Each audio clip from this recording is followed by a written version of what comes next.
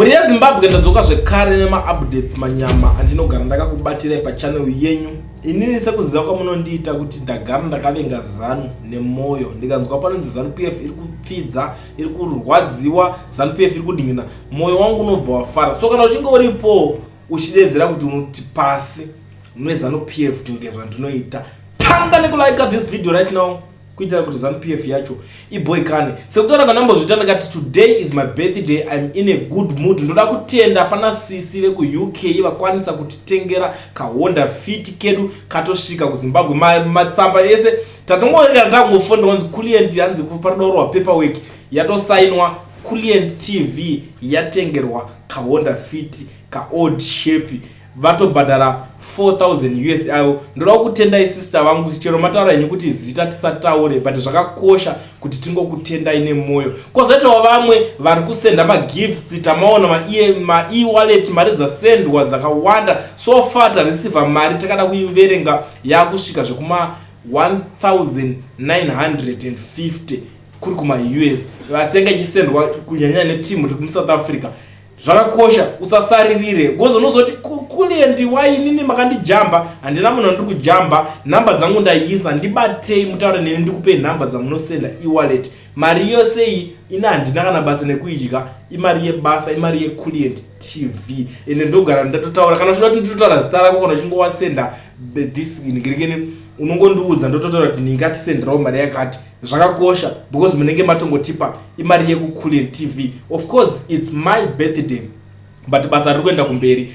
But asiyo nyaya nayo nhasi ndadzoka manje nema-updates manyama. Iko zvinezvi Zanupf yakuda kunotanga kunotsvaga mafans, masupporters parufu rwaMarabha. Marabha afa, pane mukomana ainzi Marabha actor nakapfupi, tinongomuzana nezita kuti Marabha. So panapa ndikusangana neZanupf iri kubuda kutaura kuti zvoni apa was planning kumupa stand nemota ne 25,000 US dollar USD yemedication abva afanotungamira. Rest in peace. Mashoko enyara vanenge vada kuya parufu kunotsvaga masupporters ndo mashandira nda Zanupf inokupromisa zvinhu tachida kumupa zvakati. Iko zvezvo hapasina kana munhu achapiwa kana dola ipapapa. Vandongonzi taida kuapa zvakati, taida kumuitira zvakati, moyese moenda makarohwa nepropaganda yenzi taida kumutengera zvinhu, taida kumupa. That's propaganda. Tinozvifumura. May your soul rest in peace my brother Marabha. Unozviziva Marabha, even isusu takambotry seClient TV takauya takatoita mavideos, mainterviews akawanda tichitotaura pamusoro pezvinhu zvaiitika muindustry yenyu, takatoexplaina kuti chii chinoita kuti maartist murambe muri varombo. May your soul rest in peace my brother, till we meet again. Asi Zanupf ngaimbomira kuda kuti jairira kuda kupindira panyaya idzodzo. Kana dai vaikuda vangadai vakangokurapisa sezvo vakaita kuna chief wenje akamhanya kuendeswa kuIndia kuti aende kunorapwa cancer, nekuti chirwere tingatarisa chinganzi chakuuraya my brother achisi chirwere chekuti tingati chinonyanya kushambisa kuti vaitadzawo kukuitira plan nguva ichiripo. Asi zvinowanika ndiyo nzira yedu tese my brother. Kune hama dzekwaMarabha tinongoti sarai makanhingirikina, but musatolerate Zanupf. Ini ndirongoti parufu ipapo handisi kuda kuona munhu weZanu ari ipapo. Chinhu chese chinonzi Zanu dzingai zvenyu makasununguka. Navo vakutaura zvinhu zvekuda kukambena nemi. Come on now. Ndo marole models. President Mnangagwa vakaseka majokes aMarabha. President Mnangagwa vakadedza iyo kubva kudhara vakatombotanzi collab na Gringo. If you still remember those days vakadedza nakapfupi vakatoenda ku State House vachinomhoresana na President Idi Mnangagwa. Now Marabha hausi munhu wekuti havakuziva, vanokuziva, they know you very well, but he chooses to ignore you. Vakati ameno itainga life kenyuke ku airport ikoko. Now vakuti hanzi dai anga aripo tamupa chinchi. Ndo mashandira anoita Zanupf hama dzangu, please don't tolerate Zanupf. Ndosaka ndichiti pasi nezanu ngaimbomira, ndo mashandira ayoyo, and I will keep on exposing them kusvika vaboikana kusvika amene koko. But ndisingapedze nguva yenyu. Kana uchingori muSouth Africa uchida kuregisterwa company wobva wavhurirwa FNB business account inoita kuti urove matransaction ekuti unotoona kana foreign currency, bata veeducation research anamukoma Owen vanokuitira dhiri racho nguva iripo. Chako chete kungonoregister usina work permit. Mukana wavanhu vasina work permit, because kana une work permit chingoita zvoupenyu hwako ikoko. But kune ava vasina work permit muSouth Africa garai mabata mukoma oil. Even if you are outside South Africa, or you want to buy a house, wotanga samaroja, you want to open a company, a business in South Africa, wotanga kurana, vanokwanisa kutokuguida pane zvinhu zvacho zvekurana business, zvekurana company, zvema bookkeeping, zvechinchi, uri kwauri ikoko, vanokubatsira. Munozongotaurana, unongoziva kuti hapana chinhu chinozongoitwa mahara.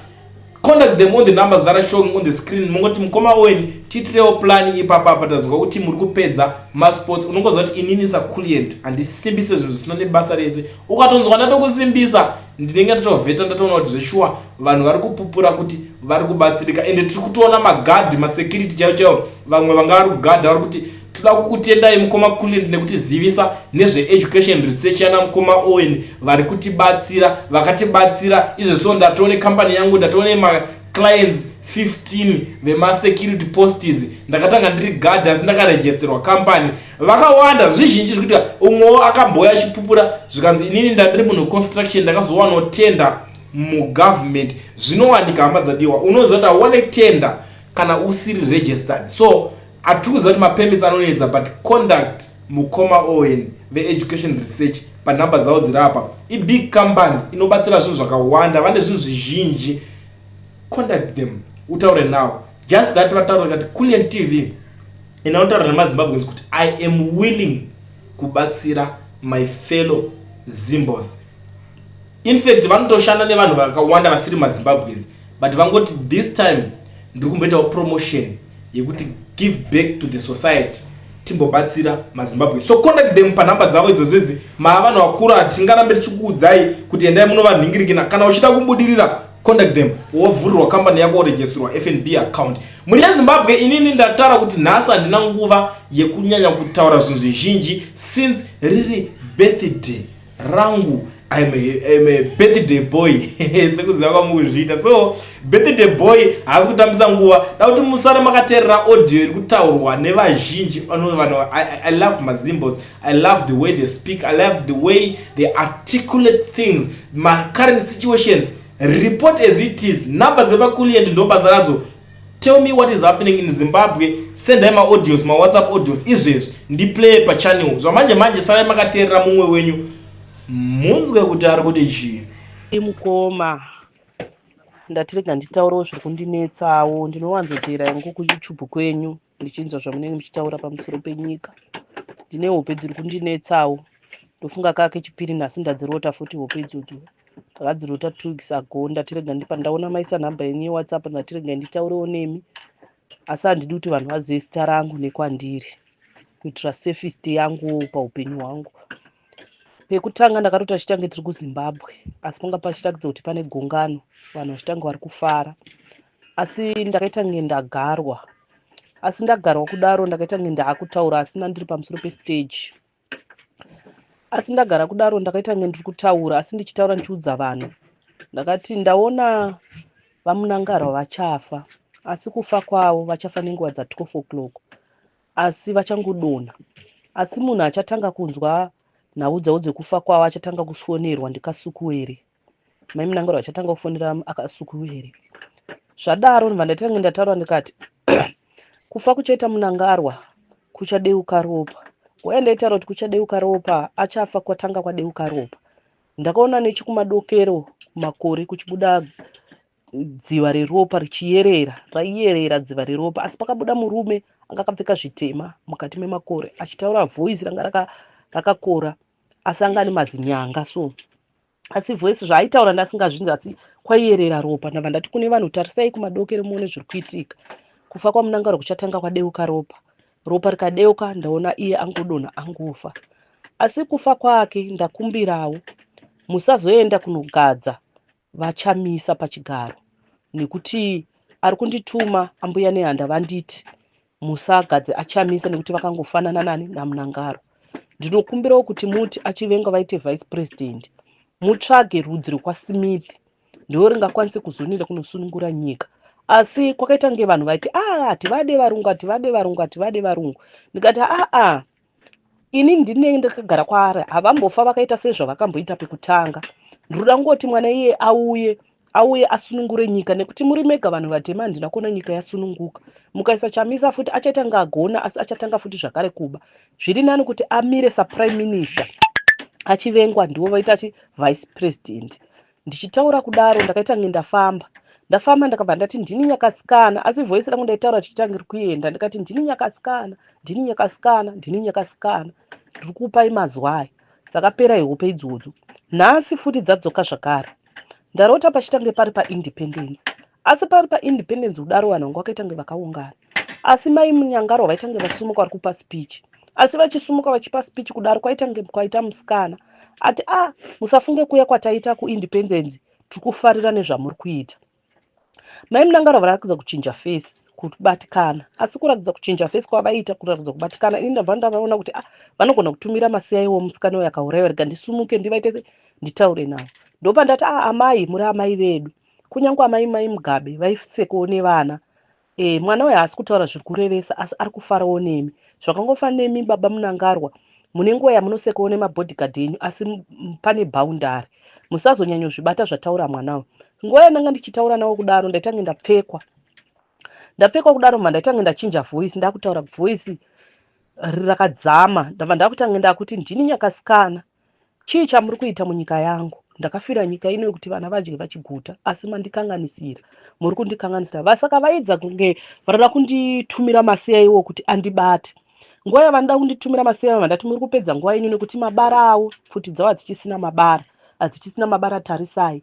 Ndoda kukuratidza kuti ndini Nyakasikana, mira ndikuudze nzvimbo dzawakafamba. Ndaitange ndataura nzvimbo dzakaitika nguva yehondo, ndatotaura imwe nzvimbo asi ndaikanganwa, ngatitange ndikati pakati hamuna kupinda neipapo here, ndini ndakamirita mashiripiti kuti mukwanise kupinda ipapo. Munyangarwa ndopabva atanga aona kuti zviri kutaura mai ava hasiri mwana uyu ari kuita kunge atopfekwa, asi vhesi rangu rakanga rakachinja ndichitaura shona yakadzama.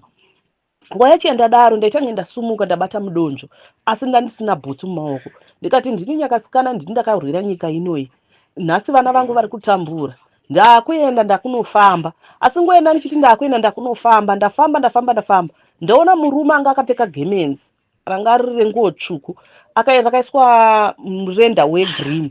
Ndobva ndati iwe murume iwe ndiwo uri kukanganisa vana veZimbabwe kuti vaenderere mberi, nekuti kupfeka kwavo kaita gemenzi ndiwo uri kudzora Munangaro kuti abve pachigaro. Zvauri kuita izvozvo handisi kuzvida. Saka ndaitange ndabva pane murume uyu ndikati ndicharwisana neyo svika ndakubata nezvauri kuita. Ndaitange ndaenda pane pamwe pasango panga pane vanhu vechechi vange kumasowe, ndikasvika ndikati muri kuvhura chechi panapa makumbirani ivhu rinori, makumbirira here kuvadzimu vekwangu kuti mukwanise kuvhura machechi, sei muri kungovhura machechi pese pese? Asi nguva yacho ndataura kudaro vanhu ivavo vana kuita kunditeerera, asi ndanga ndichitange ndakabata kacha rebute ndichiputa, ndikati ndini Nyakasikana, ndini nehanda, ndini Nyakasikana, ndini nehanda. Saka nguva yenda ndichiti ndini nehanda, ndini Nyakasikana, ndapedza kudaro ndabva ndati ndini chaminuka. Nguva yenda ndichiti ndini chaminuka ndanga ndakuita kunge ndiri kuita voice rakakora riri rechirume. Ndafamba ndikati ndiri kufamba rwendo ndiri kuda kugadzirisa nyika, asi nguva yandinoda kugadzirisa nyika kudaro paitanga Chiwenga vachida kuita kunge varida kundimisa. Ndikati aiwa, uriwe baba Chiwenga, imbogarai pasi, regai nyaya ndiipedze ndiri ndega, nekuti ndini Nyakasikana mandimutsa mapfupa angu ari kuvhuta, amuka kubva kuvafi. Ndaona zvese zviri kuitika mukati menyika ino, saka ndamuka kune vafi ndauya kuzorwisa. Nguva yandarwisa ndaitange ndatumirwa masoja, asi nguva yandatumirwa masoja achida kuita kunge arida kundipfura, asingachitadza kundipfura. Ndopandaitange ndasumuka ndagara mumhepo. Ndagara kumhepo ndikati makundituma kuti ndichiita mashiripiti andaiita nguva yehondo nezvamakuda kuita, ndakuita mashiripiti andaiita nguva yehondo, kunyange iye Munyangarwa, asi ndandichiti Munyangarwa dambudzo anondiziva zvandaiita nguva yehondo. Saka ndinoda kuenda kunyika dziri kumadokero, nyika dzevachena, ndinoti vadzose mapfupa angu, vakandiuraya zvinorwadza. Nanhasi nyika yeZimbabwe iri kuchema, mapfupa angu amuka. Hope idzodzo mukoma dziri kundityisa, handidi kunyepa. Handina kuti hanguudzai ruzhinji rweZimbabwe, ndati ndikusvitsirei mimi munoudzawo vakuru venyu vanenge ana Geza, ana baba Geza, makomrade ana nyoka yemabhuni, kuti ndo hope dziri kundishungurudza. Kaka echipiri ndichidzirota, saka handichazivi kuti ndoita sei, ndinodzoka pakutya futi.